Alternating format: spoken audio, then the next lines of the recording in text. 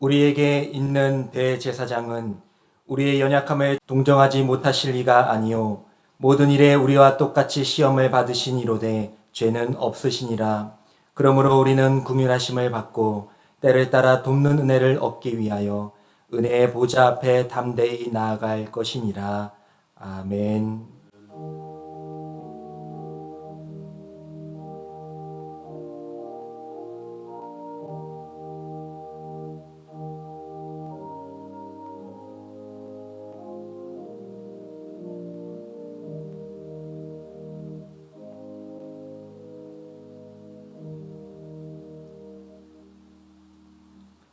존귀하신 하나님 아버지, 주의 이름을 찬양하며 높이 올려 드립니다.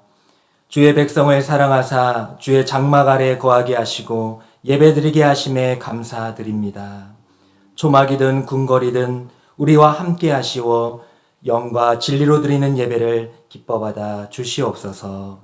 예수님의 이름으로 기원하옵나이다. 아멘. 다 함께 자리에서 일어나셔서 찬송가 26장 구세주를 아는 이들 1절 찬양을 하겠습니다.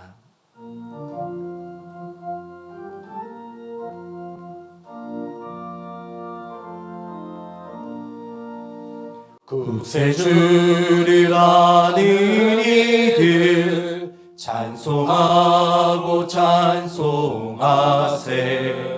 마음과 뜻과 힘 다하여 경배 드리세.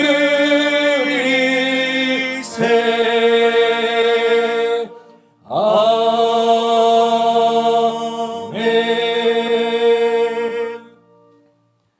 말씀 교독은 교독문 제126번 사순절 3번의 말씀입니다. 여호와여, 나의 영혼이 주를 우러러 보나이다. 나의 하나님이여, 내가 주께 의지하였사오니 나를 부끄럽지 않게 하시고 나의 원수들이 나를 이겨 개가를 부르지 못하게 하소서. 주를 바라는 자들은 수치를 당하지 아니하려니와 까닭없이 속이는 자들은 수치를 당하리이다. 여호와의 주의 도를 내게 보이시고 주의 길을 내게 가르치소서. 주의 진리로 나를 지도하시고 교훈하소서. 주는 내 구원의 하나님이시니 내가 종일 주를 기다리나이다. 여호와여, 주의 긍휼하심과 인자하심이 영원부터 있었사오니 주여, 이것들을 기억하옵소서. 여호와여, 내 젊은 시절의 죄와 허물을 기억하지 마시고 주의 인자하심을 따라 주께서 나를 기억하시되 주의 선하심으로 하옵소서. 여호와는 선하시고 정직하시니 그러므로 그의 도로 죄인들을 교훈하시리로다. 온유한 자를 정의로 지도하시며 온유한 자에게 그의 도를 가르치시리로다. 여호와의 모든 길은 그의 언약과 증거를 지키는 자에게 인자와 진리로다. 아멘. 다 함께 사도신경으로 우리의 신앙을 고백하겠습니다.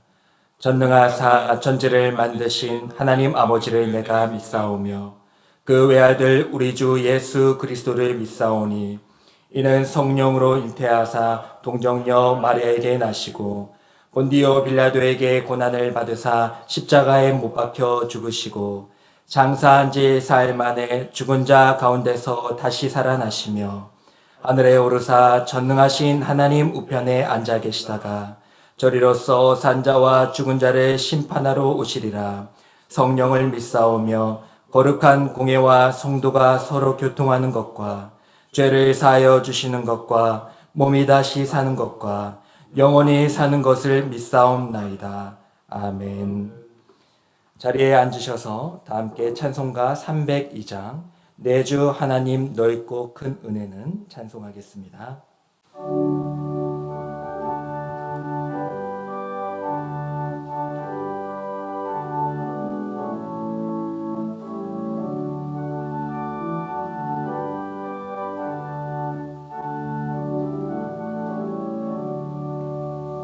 내 주 하나님 넓고 큰 은혜는 저 큰 바다보다 깊다. 너보다 주를 끌어 깊은데 대로 저 한가운데 가보라. 언덕을 떠나서 창파의 배 띄워 내 주 예수 은혜의 바다로 내 맘껏 져가라. 왜 너 인생은 언제나 거기서 저 큰 바다 물결 보고 그 밑 모르는 깊은 바다 속을 한 번 헤아려 안 보나. 언덕을 떠나서 창파의 배 띄워 내 주 예수 은혜의 바다로 내 맘껏 져가라. 많은 사람이 얕은 물가에서 저 큰 바다 가려다가 찰싹거리는 작은 파도 보고 마음 약하여 못 가네. 언덕을 떠나서 창파의 배 띄워 내 주 예수 은혜의 바다로 내 맘껏 져가라. 자고 가거라 이제 곧 가거라 저 큰 은혜 바다 향해. 자고 내 노를 저 깊은 데로 가라. 낭낭한 바다로 언덕을 떠나서 창파의 배 띄워 내 주 예수 은혜의 바다로 내 맘껏 져가라.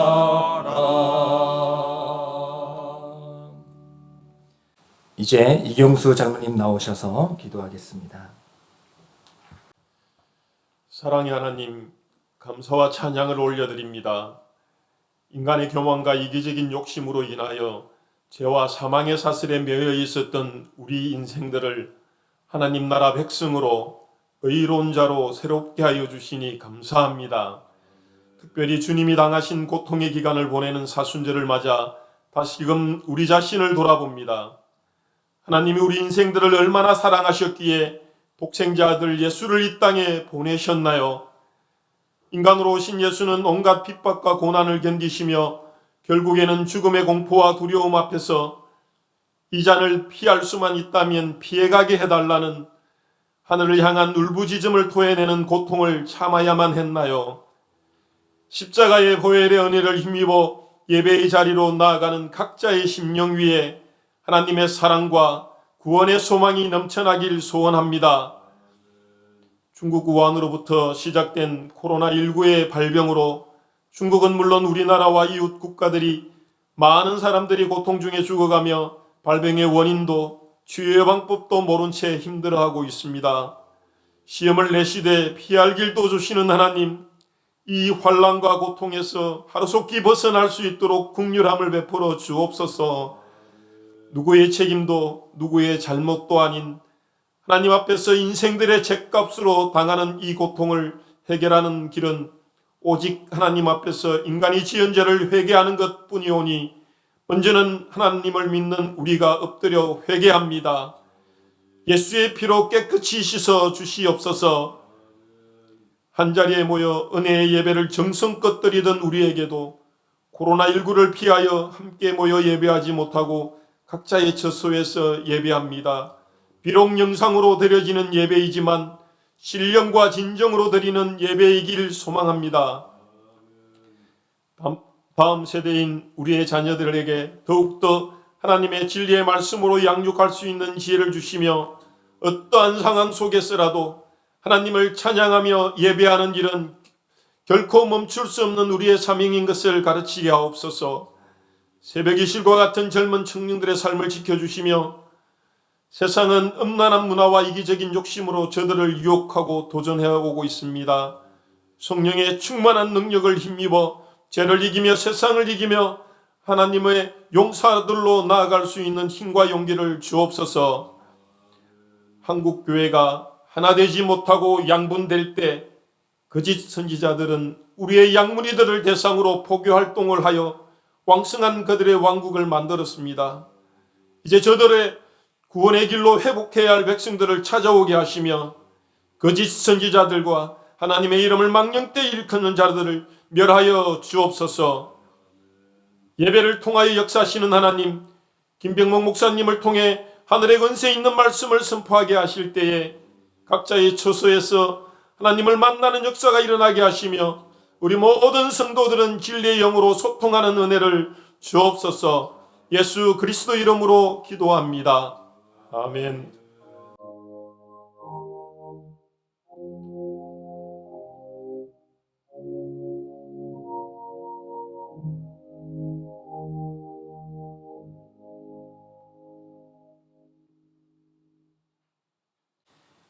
하나님의 말씀은 요한복음 18장 1절에서 11절의 말씀입니다.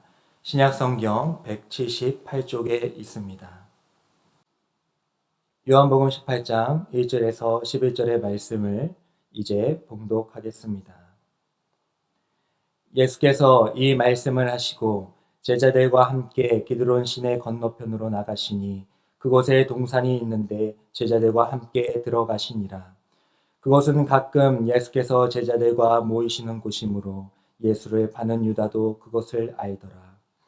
유다가 군대와 대제사장들과 바리새인들에게서 얻은 아랫사람들을 데리고 등과 횃불과 무기를 가지고 그리로 오는지라. 예수께서 그 당할 일을 다 아시고 나아가 이르시되 너희가 누구를 찾느냐? 대답하되 나사렛 예수라 하거늘 이르시되 내가 그니라 하시니라. 그를 파는 유다도 그들과 함께 섰더라. 예수께서 그들에게 내가 그니라 하실 때에 그들이 물러가서 땅에 엎드려지는지라. 이에 다시 누구를 찾느냐고 물으신데 그들이 말하되 나사렛 예수라 하거늘 예수께서 대답하시되 너희에게 내가 그니라 하였으니 나를 찾거든 이 사람들이 가는 것은 용납하라 하시니 이는 아버지께서 내게 주신 자 중에서 하나도 잃지 아니하여 싸움나이다 하신 말씀을 응하게 하려 함이로라. 이에 시몬 베드로가 칼을 가졌는데 그것을 빼어 대제사장의 종을 쳐서 오른편 귀를 베어버리니 그 종의 이름은 말고라. 예수께서 베드로더러 이르시되 칼을 칼집에 꽂으라. 아버지께서 주신 잔을 내가 마시지 아니하겠느냐 하시니라. 아멘. 이제 샬롬 찬양대의 찬양이 있겠습니다.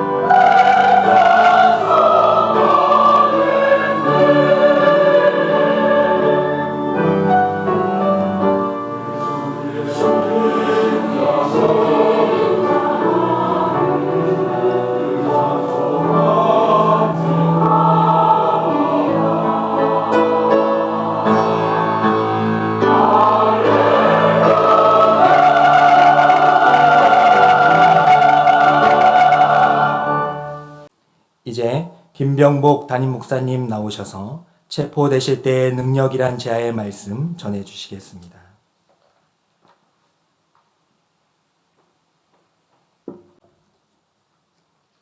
하나님께서 우리 민족을 크게 축복해 주셨고 또 우리 한국 교회를 크게 부흥하도록 은혜를 내려 주셨습니다.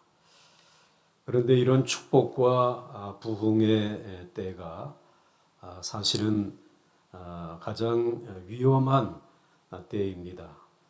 왜냐하면 은혜를 잃어버리고 교만할 수 있기 때문에 그렇습니다.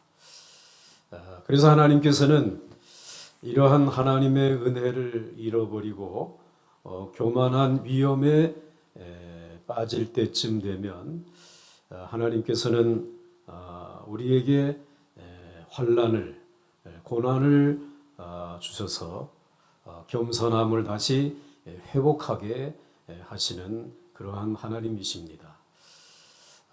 그러므로 오늘 우리가 당하고 있는 이러한 환난, 이 고난은 우리를 향해서 하나님께서 말씀해 주시는 무언가를 이제 경고하는 음을 우리에게 울려 주시는 것이죠. 얘들아, 너희들은 이미 나의 놀라운 축복 안에 들어와 있다. 그러나 너희들이 지금 정신을 차리지 못하고 있는데 너희 마음이 더 이상 교만해지지 않도록 주의해라 하시는 이러한 메시지를, 이 경고의 음을 우리에게 던져주시고 있는 것입니다. 우리가 정말 어려움을 만날 때에 우리는 한 두 가지 태도를 보일 수가 있죠. 하나는 이 어려움에 대해서만 주목하는 것입니다. 그래서 어떻게든지 이 어려움을 극복하기 위해서 수단과 방법을 다 동원하며 애쓰고 노력합니다. 그러나 또 하나의 방법은 이런 어려움을 당할 때에 이 일에 대해서 하나님은 어떠한 마음을 가지고 계시는가? 즉 하나님과 우리와의 관계를 생각해 보면서 어려움의 때를 보내게 되는 것입니다. 우리가 이러한 하나님과의 관계 속에서 내가 참 그동안 교만했구나. 우리 한국 교회가, 우리 민족이 좀 교만했구나.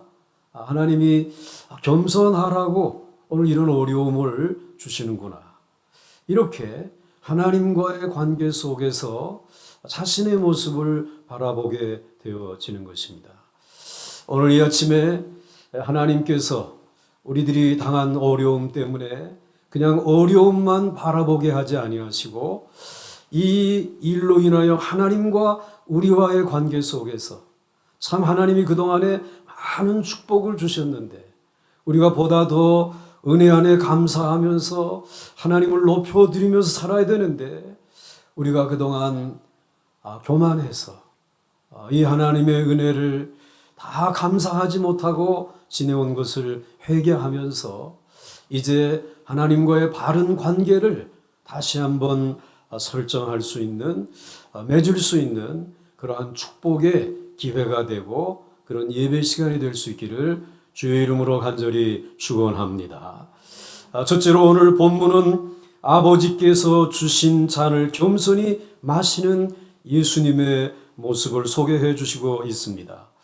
오늘 본문 요한복음 이 제18장의 말씀은 사실은 예수님의 고난에 대한 이야기를 기록해 주시고 있습니다. 예수님이 체포당하시는 일, 그리고 예수님께서 재판을 받으시는 일, 또 예수님께서 이제 십자가에 못 박히시고 죽으시고, 그리고 예수님께서 사흘 만에 부활하시는 이 모습을 요한복음 18장부터 계속해서 일사천리로 기록해 가고 있습니다. 그 중에서도 가장 충격적인 내용이 그 전능하신 우리 주님이 이 원수들에게 체포당하시는 그런 모습입니다. 그것을 오늘 본문은 우리에게 기록해 주시고 있습니다. 예수님은 제자들과 함께 계시다가 가룟 유다가 끌고 온 유대 지도자들이 보낸 사람들과 맞부딪히게 되어집니다. 그때 예수님은 제자들에게 대항하지 못하게 하시고 조용히 끌려가시면서 11절 말씀을 보게 되면 예수께서 베드로더러 이르시되 칼을 칼집에 꽂으라. 아버지께서 주신 잔을 내가 마시지 아니하겠느냐 하시니라 하셨습니다. 오늘 예수님은 자신이 붙잡혀서 죽으시는 것을 나쁜 사람들의 음모로 생각하지 아니하시고 아버지께서 주시는 잔으로 생각을 하셨습니다. 이것은 나쁜 사람들이 하는 못된 짓이라고 하게 되면 예수님께서 분명히 그 자리를 피하시거나 아마 대항하셨을 것입니다. 그런데 아버지께서 주시는 잔이라고 하게 되면 마셔야 되는 것이 아닌가. 오늘 이 말씀을 하시는 것입니다. 예수님은 이미 아버지로부터 이 온 우주의 가장 높으신 분으로 높임을 받을 것을 약속을 받으셨습니다. 지금 예수님 앞에는 온갖 영광과 축복의 그 놀라운 역사들이 다 놓여 있는 상태였습니다.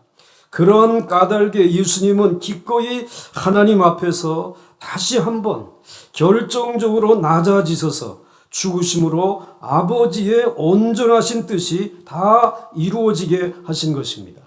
1절과 2절 말씀을 보시게 되면 예수께서 이 말씀을 하시고 제자들과 함께 기드론 시내 건너편으로 가시니 그곳에 동산이 있는데 제자들과 함께 들어가시니라.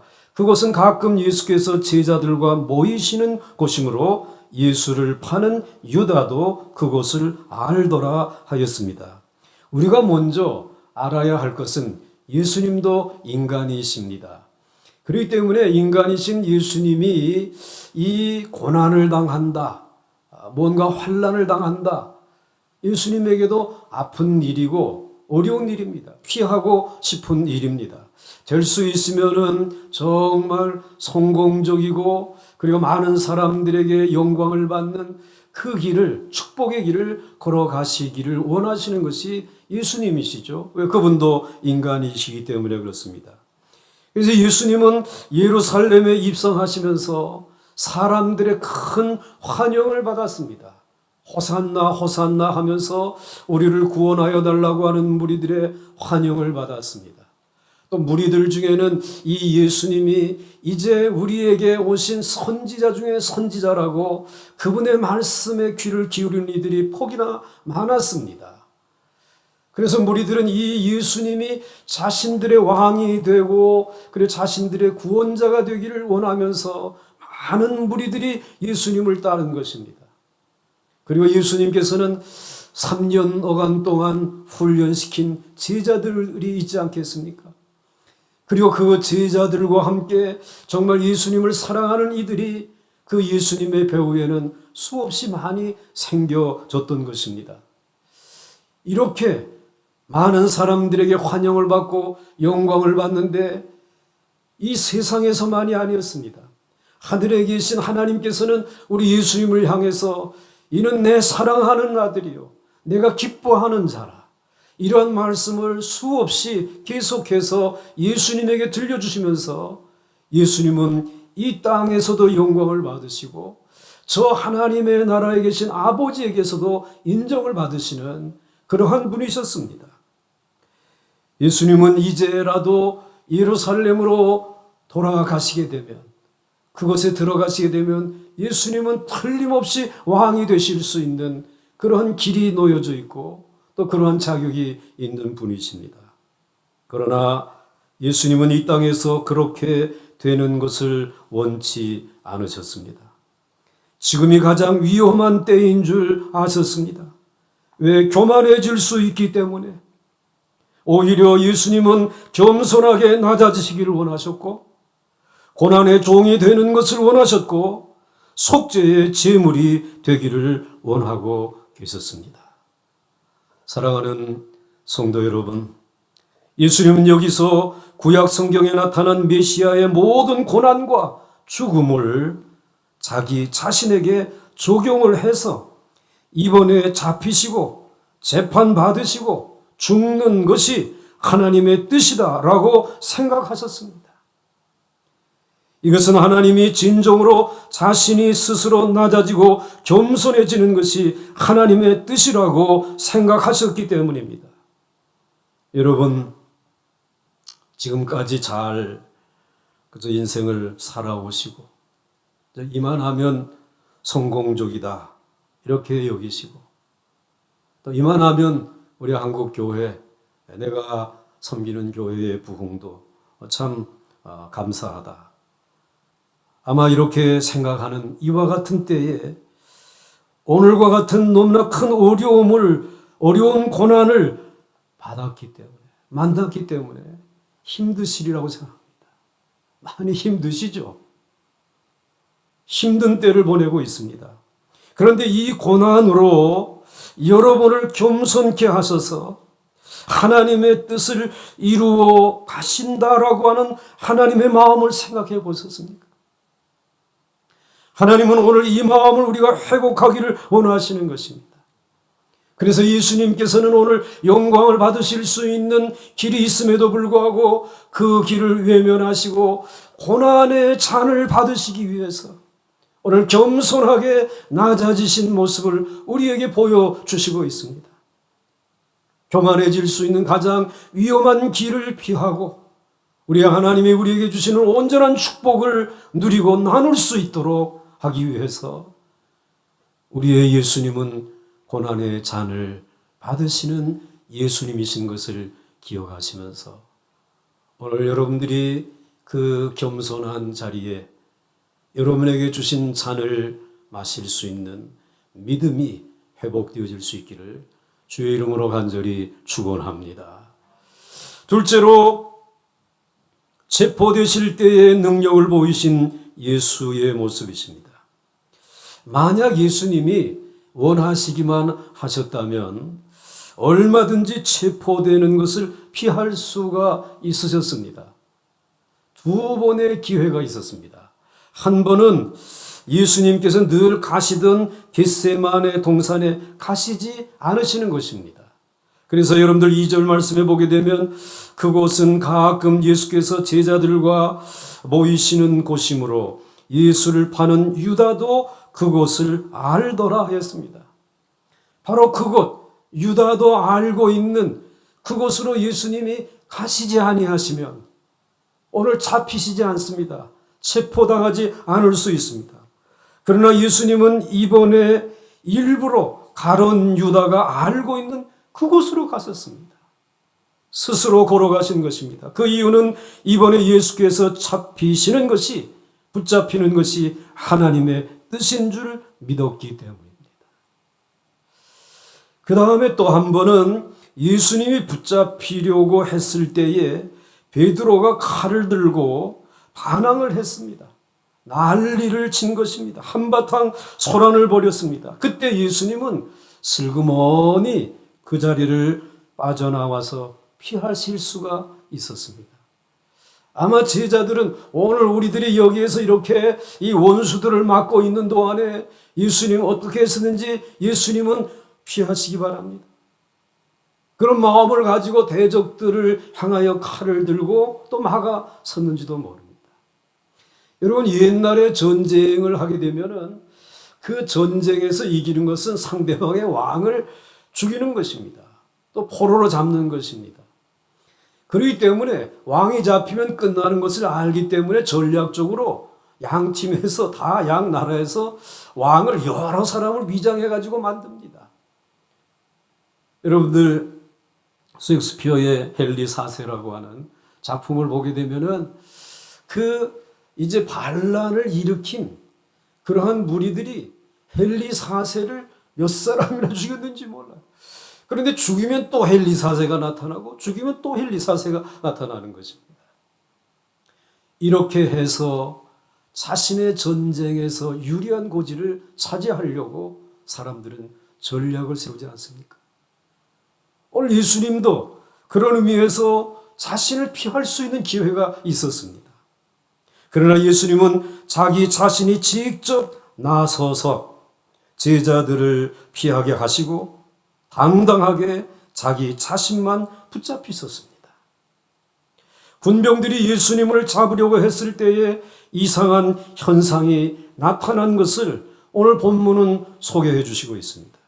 일단 군병들은 상당히 많은 숫자가 완전무장을 하고 나타났습니다. 오늘 3절 말씀을 보시게 되면 유다가 군대와 대제사장들과 바리새인들에게서 얻은 아랫사람들을 데리고 등과 횃불과 무기를 가지고 그리로 오는지라.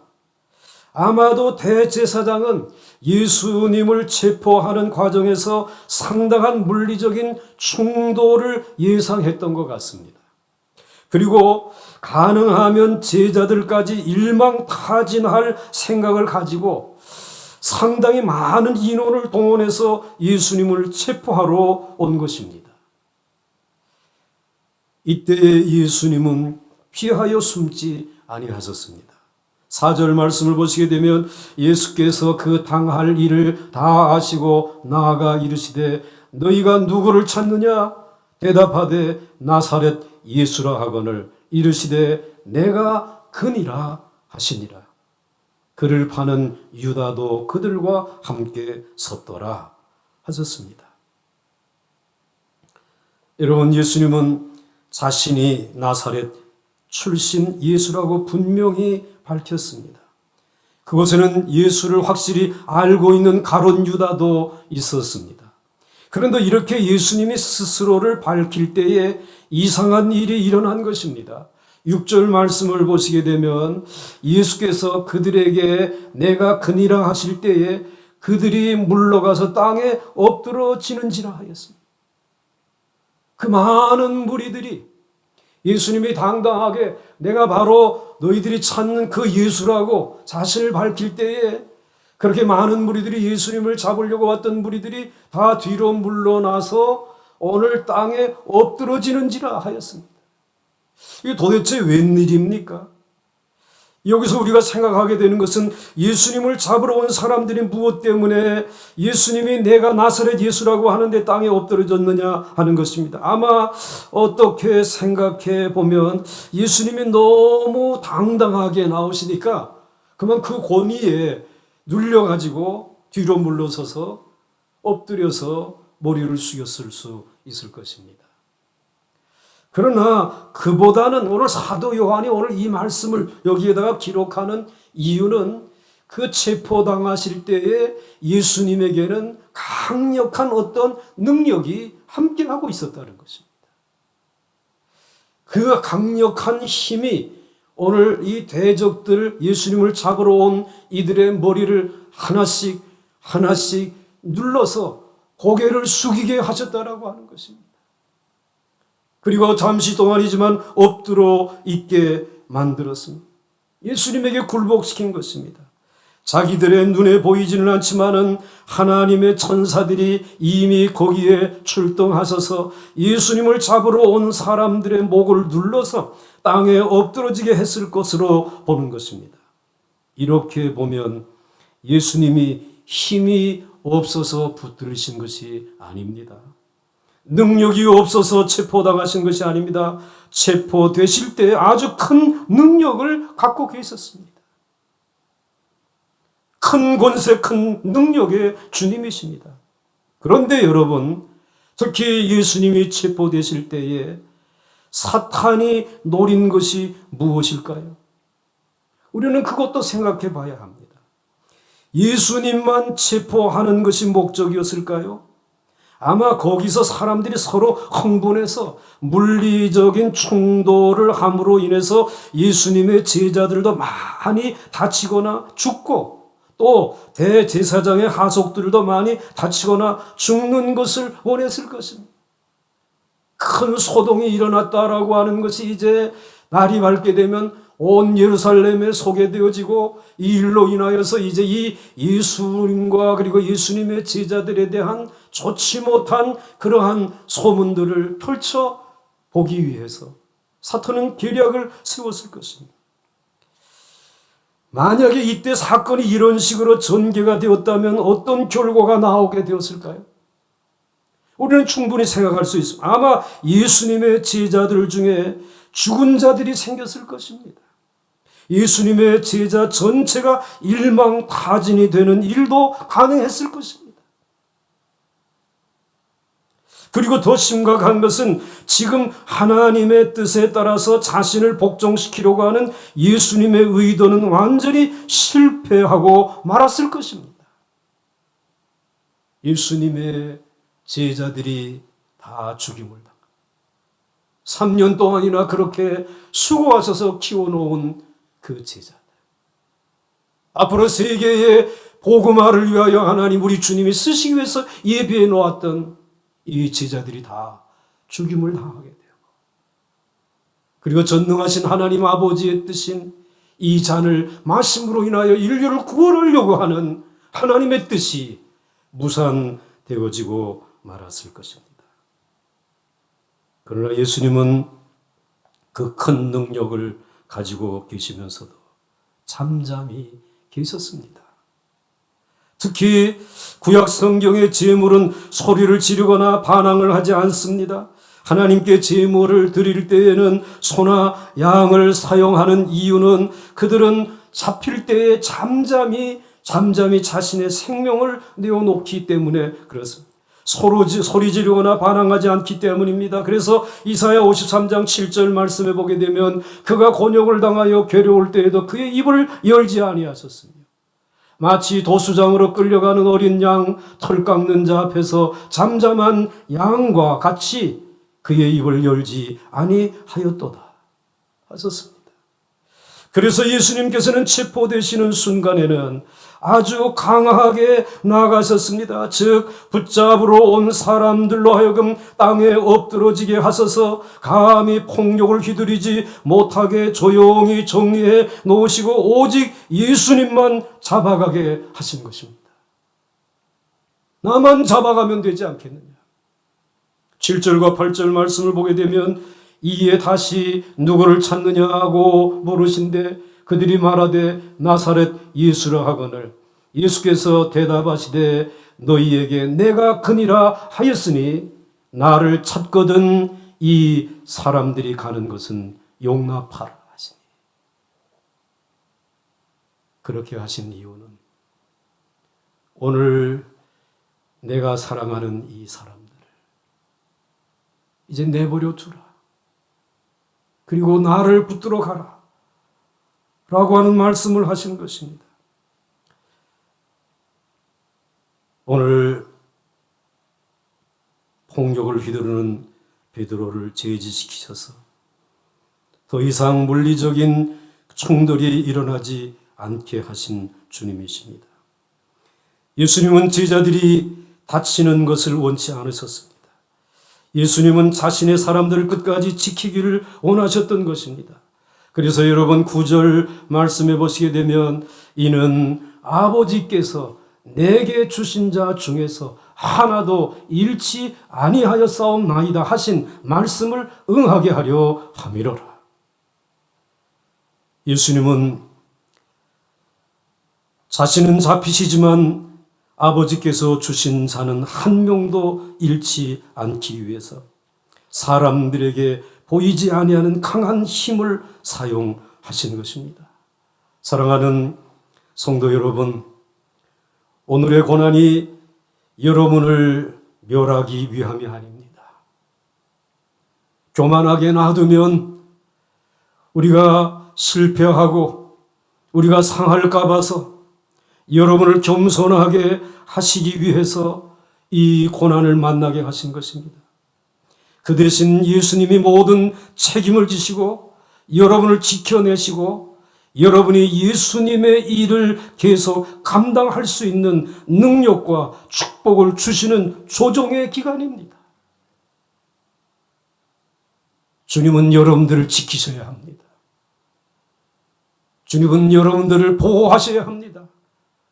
그래야 오늘 이 시대에 이 환난을 넘어서 고난 가운데 있는 온 세계를 구원하는 일을 여러분들에게 맡기실 수 있기 때문에 하나님께서는 체포 당하시는 예수님에게 큰 능력이 함께하고 계심을 보여주시고 앞에 있는 무리들, 잡으러 온 무리들을 머리를 숙이게 하시고 그리고 놀라움으로 지켜보고 있는 제자들을 향하여서 이제 너희는 생명을 부지하고 내가 붙들려 갈 때에 그냥 가만히 놔두라 라고 하는 말씀을 말없이 하신 것입니다. 오늘 저와 여러분이 이 어려움 가운데 우리 주님의 돌보심을 받고 지키심을 받으면서 오늘 이 자리에 있음을 여러분들 기억하시고 여러분들이 지금까지 이루었던 어떤 그 성공이나 번영이나 이런 부흥에 여러분 연연하지 마시고 오늘 여러분을 정말 사랑하셔서 지켜내시고 여러분들을 새롭게 거듭난 능력 있는 자로서 세우기를 원하시는 주님의 사랑의 품에 여러분 안기시기 바라고 그 능력의 손에 붙들릴 수 있기를 주의 이름으로 축원합니다. 이제 마지막으로 사랑하는 자들에게 검을 준비시키신 예수님이십니다. 이때 예수님의 제자 베드로는 이미 칼을 휘둘러서 대제사장의 그 종에게 상처를 입혔습니다. 우리는 이 모습을 보면서 베드로가 언제 이 칼을 준비했나 이런 생각을 가질 수 있습니다. 그런데 여러분 오늘 10절 말씀을 보시게 되면 이에 시몬 베드로가 칼을 가졌는데 그것을 빼어 대제사장의 종을 쳐서 오른편 귀를 베어버리니 그 종의 이름은 말고라라고 하였습니다. 자, 그럼 베드로가 언제 이 검을 준비하였는가? 그런데 검을 준비한 것은 베드로가 준비한 것이 아니라 예수님께서 준비하라고 이미 말씀을 하셨습니다. 누가복음 22장 35절과 36절에 그들에게 이르시되 내가 너희를 전대와 배낭과 신발도 없이 보내었을 때에 부족한 것이 있더냐? 이르되 없나이다. 이르시되 이제는 전대 있는 자는 가질 것이요 배낭도 그리하고 검 없는 자는 겉옷을 팔아 살지어다. 예수님께서 검을 준비하라고 말씀했어요. 겉옷을 팔아서라도 검을 준비하라고 제자들에게 말씀하셨습니다. 그렇게 하신 이유가 무엇인가요? 오늘 누가복음 22장 37절은 이렇게 말씀하고 있습니다. 내가 너희에게 말하노니 기록된 바 그는 불법자의 동류로 여김을 받았다 한 말이 내게 이루어져야 하리니 내게 관한 일이 이루어져 가민이라 라고 말씀해 주시고 있습니다. 즉 예수님이 불법자들의 동류로 여김을 받았다고 하는 예언이 성취되기 위해서는 휘두를 칼을 지니고 있어야 된다는 것이에요. 그 검을 줄여서 준비하라고 말씀을 하신 것입니다.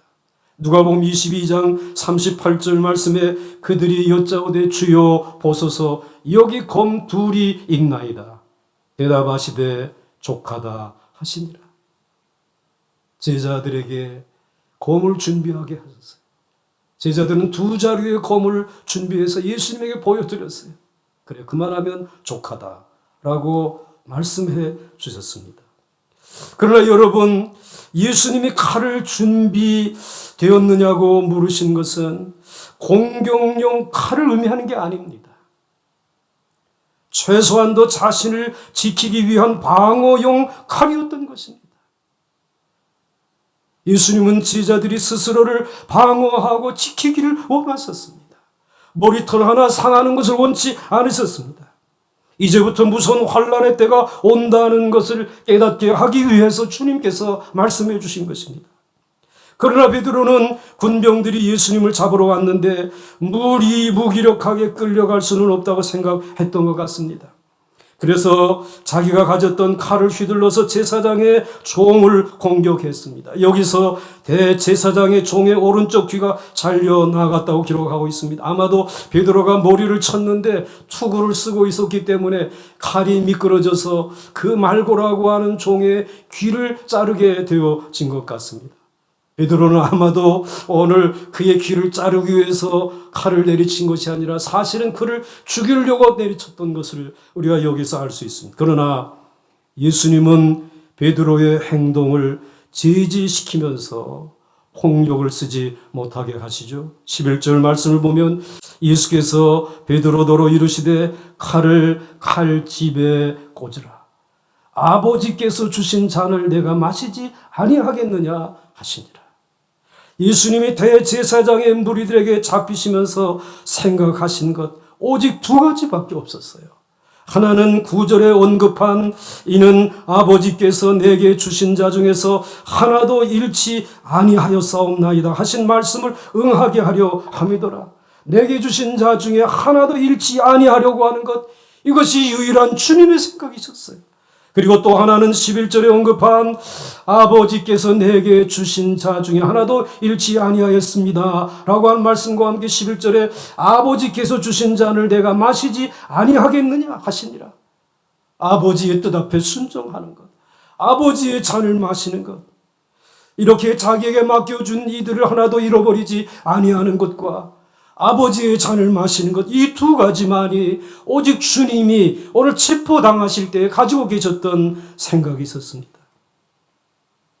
우리가 인간적인 입장에서 생각해 보면 예수님이 체포되신 것은 너무나도 무기력했고 어리석었습니다. 예수님은 굳이 그렇게 붙잡힐 필요가 없으셨습니다. 그러나 예수님은 자기에게 닥치는 고난을 아버지께서 주시는 잔으로 생각했습니다. 그리고 자기에게 주신 자들을 지키는 길이라고 생각하신 것입니다. 저희들이 어렸을 때에 오늘날과 같이 양약이 풍부하지 못했을 때는 주로 한약을 들여서 먹었습니다. 그 한약이라고 하는 것은 얼마나 쓰디쓴 그런 약 아닙니까? 그러니까 한약을 먹으려고 하게 되면 온 이 인상을 다 찡그리고 그리고 이제 마셔야 되는 그런 약인데, 어머니가 때로는 괜찮으셔서 머리에 띠를 두르고 자리에 누워 계시잖아요. 막 열이 펄펄 오르고 괜찮으십니다. 그때 이제 이 마당에서 불을 피워가지고 한약을 때려가지고 그리고는 어머님에게 그 약 한 대접을 이렇게 대접을 하죠. 그럼 어머니께서 얼떡 일어나셔서 그 약사발을 드시고 이제 들이키시죠. 그럼 보고 있던 가족들, 자녀들, 우리들 어렸을 때 그 쓴 것을 어떻게 마시는 거예요? 그러니까 더 돌아서는 거예요. 차마 보지 못하는 것이에요. 그런데 왜 어머님이 그 약을 드시는 것입니까? 자기 살겠다고? 아니죠. 이 쓴 잔을 내가 마셔서 내가 이 자리에서 일어나야지. 오늘 이 어린 것들 먹여야 되고 빨래해줘야 되고 돌봐야 될 이것들을 위해서 내가 일어나야지. 그래서 그 쓴 잔을 마시는 거란 말이에요. 마찬가지입니다. 오늘 예수님께서 이 쓴 잔을 마시는 이유가 어디에 있습니까? 예수님 사시기 위해서가 아닙니다. 예수님이 건강하기 위해서가 아닙니다. 예수님은 자기의 사람들을 지키되 끝까지 지키고 그리고 그것이 아버지의 뜻인 것을 알기 때문에 아버지의 주시는 잔을 마시기 위해서 이 고난의 잔을 드시는 것이죠. 사랑하는 성도 여러분, 예수님은 고난의 잔을 마셨고 체포될 때에 큰 능력을 자신을 위해 사용하지 아니하셨고 제자들이 검을 준비해서 자신들을 이제 지키게 하시면서까지 자기의 사람들을 끝까지 사랑하셨습니다. 지켜내셨습니다. 그 사랑에 의해서 오늘 하나님의 거룩한 교회가 탄생되어진 것이, 그 특별한 사랑으로 인하여 오늘 이 시간까지 하나님의 거룩한 교회가 이 땅에 존재하고 있는 것입니다.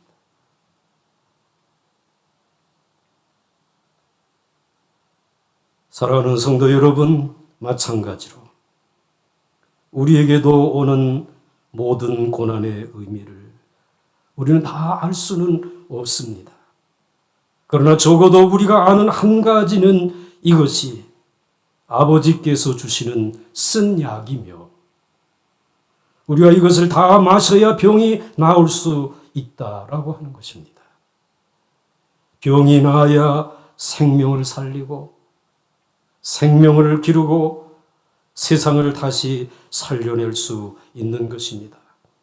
그래서 무엇인가 생각지 못했던 어려운 일이 생기거나 혹은 다른 사람이 공격이나 빈정거림을 당하게 되었을 때에 신앙이 없는 자라고 하면 베드로같이 칼을 뽑아서 싸우는 것이 당연하겠지만 우리는 하나님이 우리를 겸손하라고 주시는 쓰디쓴 한약 한 사발로 생각하고 기쁨으로 받아들여야 하는 것입니다. 우리에게는 더 높아지고 더 유명해지고 더 부흥되는 것보다 중요한 것이 있습니다. 그것은 하나님 앞에서 겸손한 자세를 되찾는 것입니다. 그러면 자기 사람들을 사랑하시되 끝까지 사랑하시는 하나님이 여러분을 눈동자와 같이 지켜주실 줄 믿습니다. 인생의 가장 위험한 것이 스스로 마음이 교만하여져서 하나님의 은혜를 잃어버리는 것입니다. 하나님은 우리와 민족에게 많은 복을 그리고 많은 부흥을 지금까지 주셨습니다. 감사한 마음을 가져야 합니다. 그러나 그보다 더 감사해야 할 것은 너무 교만해지지 못하도록 오늘 같은 어려움, 오늘 같은 고난을 주시는 것도 감사해야 합니다. 오늘 코로나19로 우리 모두 힘들고 어렵지만 겸손케 하시는 하나님의 신호로 알고 도리어 감사하면 하나님은 자기의 사람들을 사랑하시되 끝까지 사랑해 주시는 하나님인 줄 믿으시기 바랍니다. 하나님은 자기의 사람들을 한 사람도 잃지 않습니다.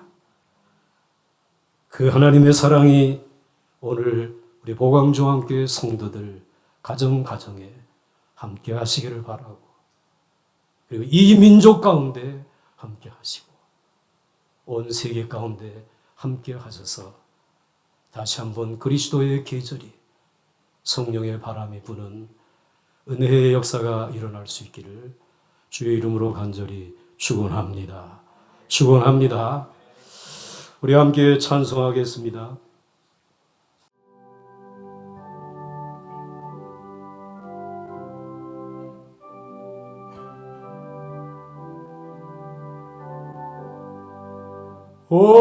어려운 일 당할 때 나의 믿음 정은아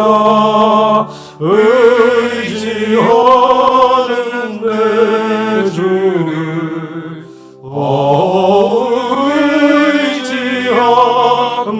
의지합니다. 세월 지나갈수록 의지할 것뿐일세. 우주를 당해도 예수 의지합니다. 성령 개선의 마음 알기를 저주시네.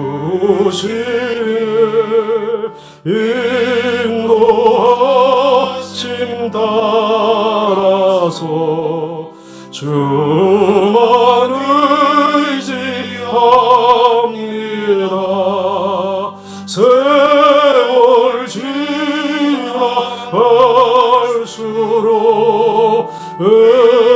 의지할 것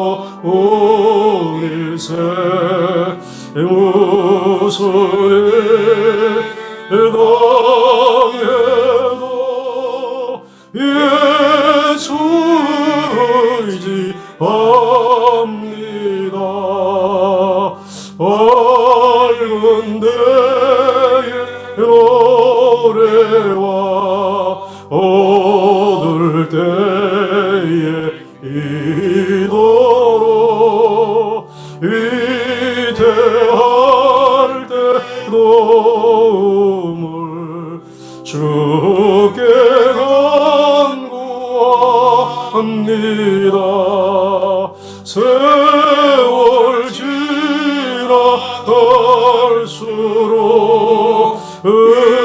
의지할 곳 운일세 무슨 자리에서 일어서십니다. 자리에서 일어서십니다.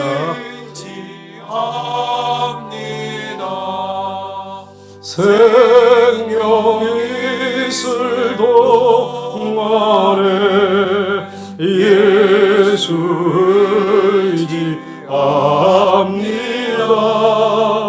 천국 올라가도록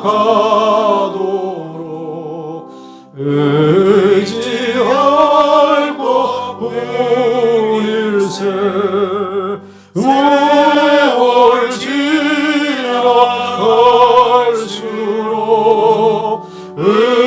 의지할 곳 운일세 무슨 일을 당해도 예수 의지합니다.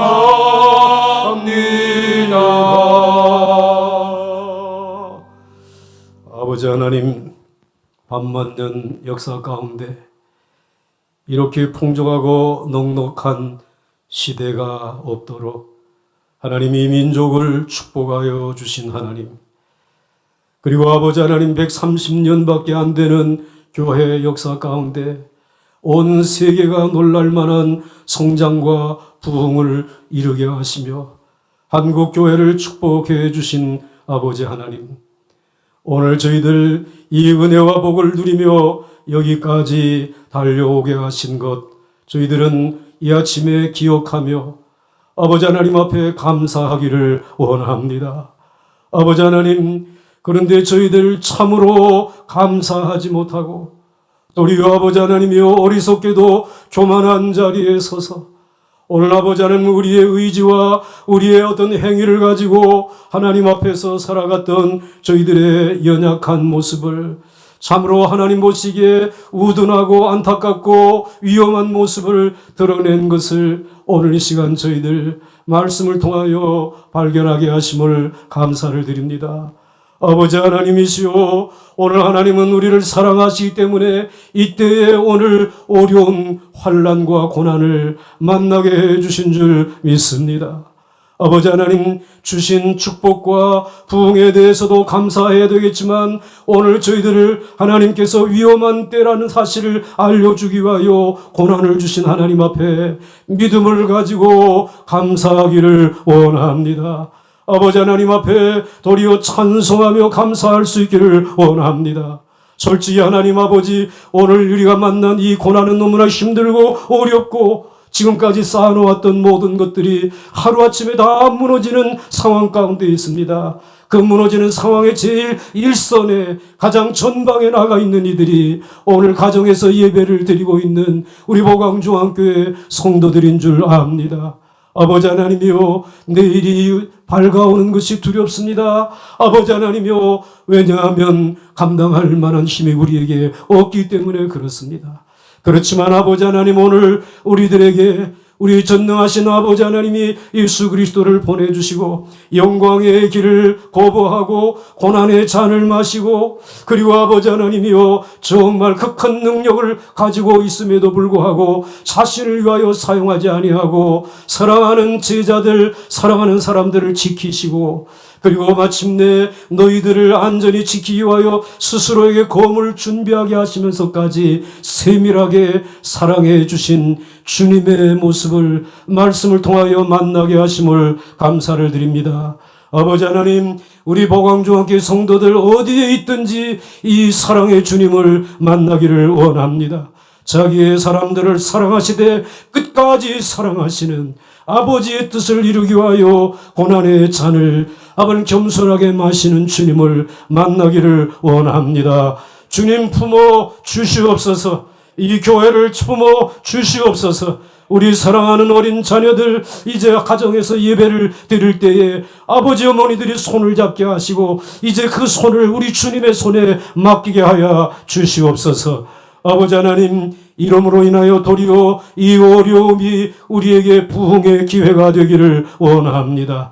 아버지 하나님이 우리를 살리실 줄 믿습니다. 우리를 지키실 줄 믿습니다. 제자들을 남겨놓으셔서 12명으로 인하여 오늘 근 20억의 그리스도인들을 만들어내신 주님이시여, 오늘 여기에 머리 숙인 우리 보광중앙교회 성도들의 심령을 통하여 헌신을 통하여 그리고 저들의 사업과 일터를 통하여 하나님의 부흥의 역사를 이루도록 축복하여 주시옵소서. 아버지 하나님 앞에 이러한 감사한 마음을 가지고 오늘 귀한 예물을 구별하여 드리오니 주님 연락하여 주시옵소서.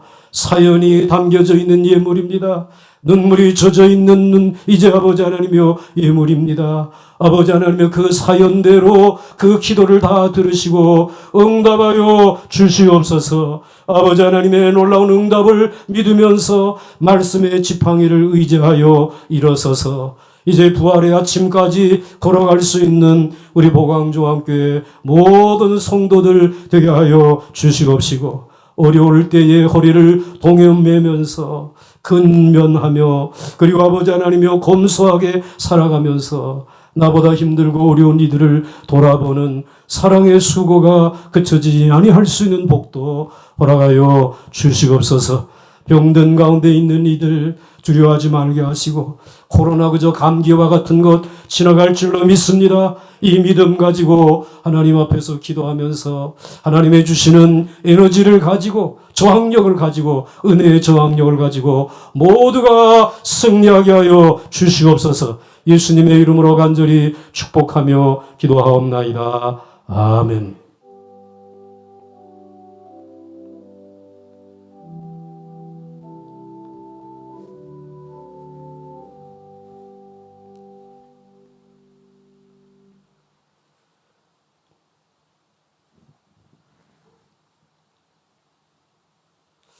우리 이제 교회 소식을 전해드리도록 하겠습니다.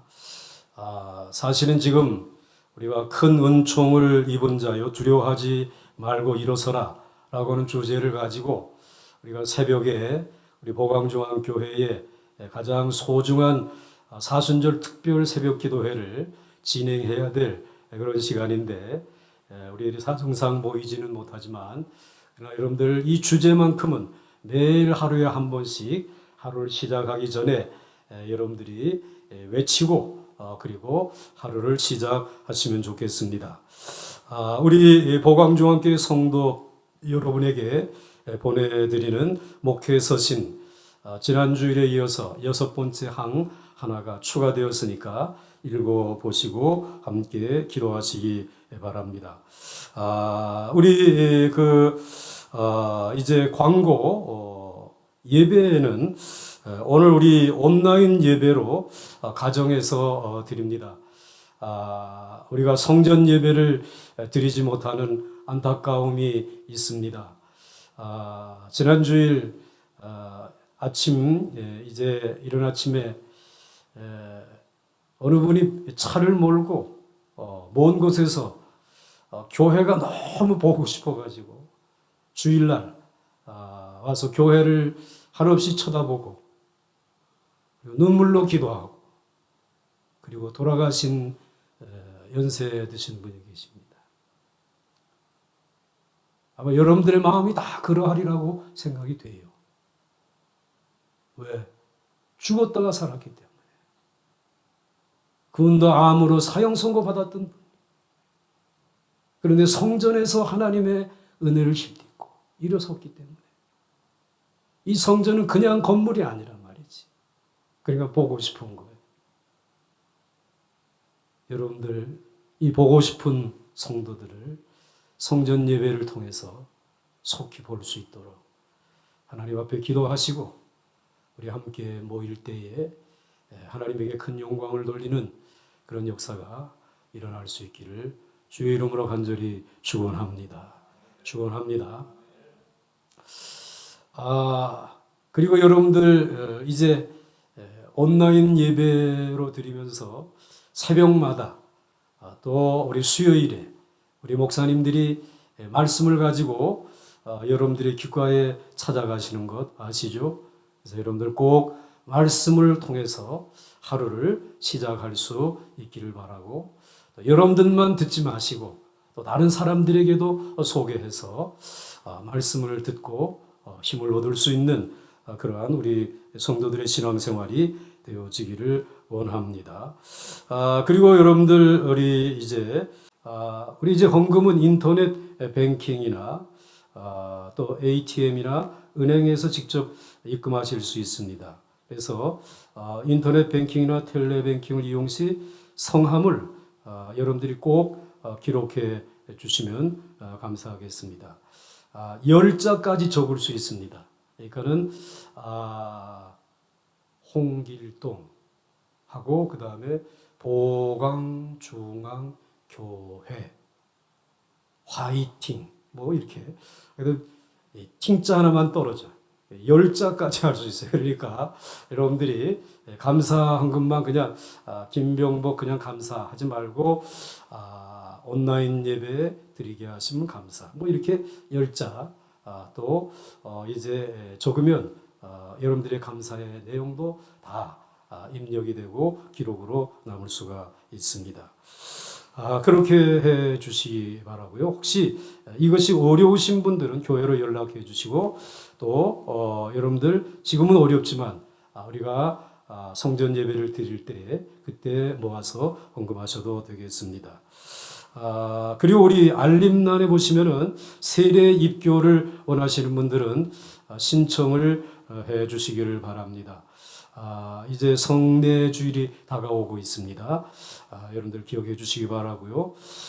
그 다음에 오늘 우리 이 영상 예배를 위해서 수고해 주시는 분들이 계신데 우리 이 영상의 녹화를 위해서는 우리 두 분 집사님, 영상 제작의 조옥희 집사님, 강서훈 집사님, 영상물 게시 그리고 여러분들에게 발송하는 일은 김광일 집사님이 하시는데 여러분 이분들 위해 한번 박수 한번 좀 보내주시기 바랍니다. 너무나 고품격의 영상을 제작하고 송출하는 일에 대해서 감사를 드립니다. 사실 한국 교회의 상당수는 영상 예배의 시스템이 갖춰져 있지 않습니다. 농촌 교회가 또 여러분 개척 교회가 무슨 영상 예배를 드리겠습니까? 빨리 대면 예배, 성전 예배가 회복이 되어져야 됩니다. 그리고 이제 나머지 광고는 주보를 참고하시고 우리 대한예수교 장로회 총회 코로나19 감염증 이제 4차 대응 지침이 소개되어졌습니다. 여러분들이 참고하시기를 바라고요. 이제는 서서히 교회 대표만이라도 예배에 참여해서 주일날 예배를 드리기를 권고하고 있습니다. 그리고 여러분들 이제 가정에서 여러분들이 무엇을 만들어 먹을까? 주일날 예배 드리고 난 다음에 교회 식당은 못 오시니까 여러분들의 가정에서 꼭 잡수셔야 될 음식이 있습니다. 그것은 녹두죽을 끓여서 잡수시기 바랍니다. 그리고 여러분들이 땀을 좀 많이 빼기를 바랍니다. 녹두죽은 오늘 우리에게 들어온 병균이나 독을 제거하는 능력이 있습니다. 우리 조상들이 대대로 사용한 비방이기도 합니다. 그리고 여러분들이 땀을 쭉쭉 빼게 되면 몸 안에 있는 나쁜 것들이 빠져나갈 수 있음을 기억하시면서 일주일에 한 번은 무슨 죽 먹는다? 녹두죽. 좀 여유가 있으면 닭 에다가 삼계탕에다가 녹두 넣어가지고 끓여 잡수시면 더 좋겠죠. 자, 신설이 고만하고 이제 우리 다 같이 일어나셔서 같이 인사를 나누도록 하겠습니다. 옆에 계신 분들하고 인사하시기 바랍니다. 시작. 연초부터 연말까지 항상 함께 하십니다. 아멘. 우리 함께 마지막 찬송 부르겠습니다.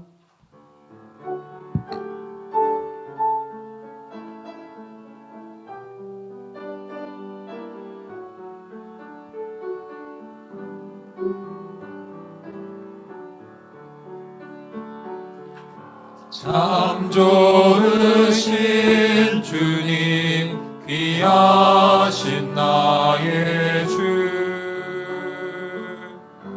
늘 가까이 계시니 나 두려움 없네 내 영이 고날 때 내 맘 낙심될 때 내 품에 안기라 주님 말씀하셨네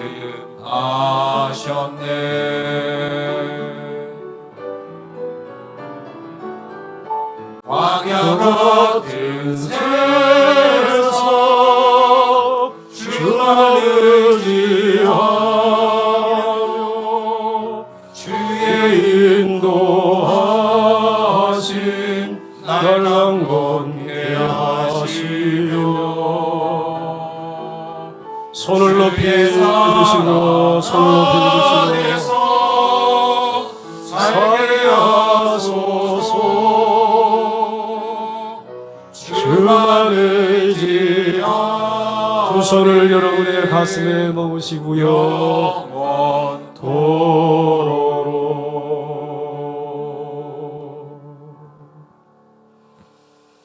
이제는 예수님의 은혜와 하나님의 사랑과 성령님의 교통하심과 그 축복하심과 지키심과 인도하심이 치료하심이 여기에 머리 숙인 하나님의 사랑하는 모든 백성들 머리 위에와 저들의 가정과 일터와 민족과 나라와 교회 위에 해외에 나가 있는 우리 호강중앙교회 모든 권속들과 군문에 나가 있는 사랑하는 모든 젊은이들 머리 위에와 이 거룩한 몸된 제단 위에 이제로부터 영원토록 함께 하옵시기를 간절히 축원하옵나이다.